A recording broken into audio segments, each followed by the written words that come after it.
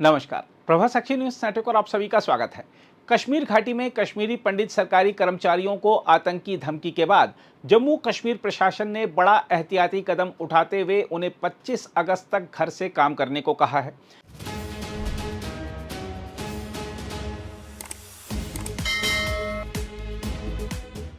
यह फैसला 7 अगस्त को जारी बताए जा रहे उस धमकी पत्र के बाद लिया गया है जिसमें 6 कश्मीरी पंडित सरकारी कर्मचारियों के नाम और फोन नंबर दिए गए हैं।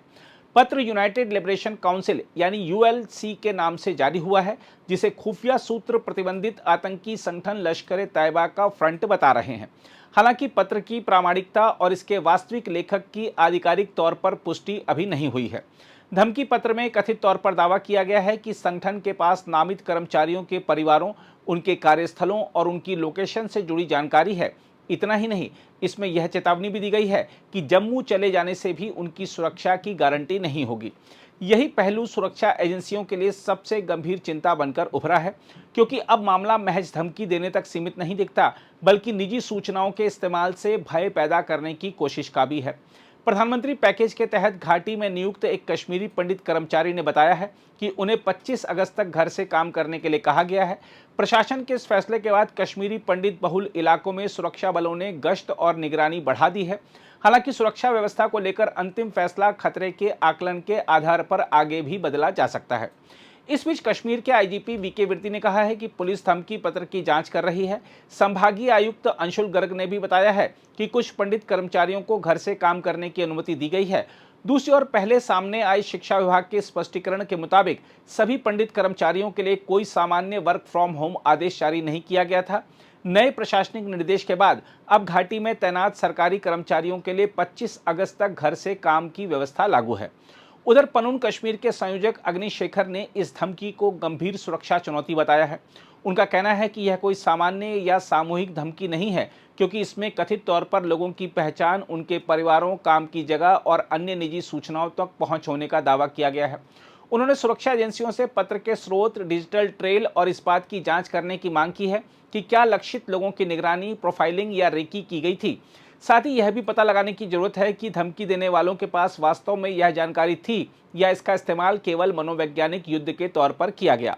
वहीं all migrant displaced employees association Kashmir के उपाध्यक्ष रंजन जोशी ने नामित कर्मचारियों को पर्याप्त सुरक्षा देने और घाटी में काम कर रहे सभी कश्मीरी पंडित कर्मचारियों तथा उनके परिवारों की सुरक्षा सुनिश्चित करने की मांग की है। देखा जाए तो यह धमकी ऐसे समय आई है जब दक्षिण कश्मीर में हालिया हिंसक घटनाओं के बाद सुरक्षा पहले ही काफी कड़ी कर दी गई है। इन हमलों में एक पुलिसकर्मी और छत्तीसगढ़ के 2 प्रवासी मजदूरों की हत्या हुई थी। साथ ही स्वतंत्रता दिवस से पहले भी घाटी में सुरक्षा व्यवस्था और निगरानी बढ़ाई गई है। देखा जाए तो कश्मीरी पंडित कर्मचारियों की सुरक्षा का सवाल नया नहीं है। 2021-22 के लक्षित हत्याकांडों ने समुदाय की सुरक्षा को लेकर गहरी चिंता पैदा की थी।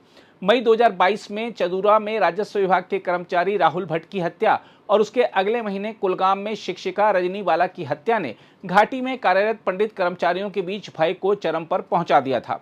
इस बीच कश्मीरी पंडित संघर्ष समिति ने नई धमकी को समुदाय के अस्तित्व को अस्थिर करने की साजिश बताया है।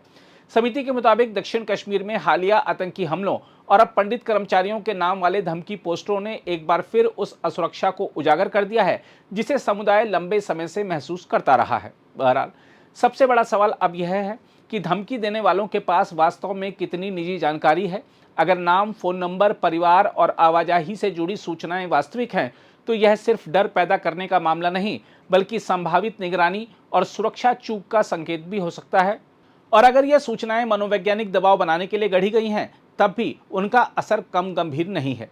प्रशासन का 25 अगस्त तक वर्क फ्रॉम होम निर्देश फिलहाल एक एहतियाती कवच है, लेकिन असली परीक्षा इस बात की होगी कि जांच एजेंसियां धमकी के पीछे छिपे नेटवर्क और उसके सूचना स्रोत तक कितनी जल्दी पहुंच पाती हैं। खैर, आइए देखते हैं कश्मीरी पंडितों को मिली धमकी के मुद्दे पर क्या कह रहे हैं रक्षा विशेषज्ञ अनिल गौड़।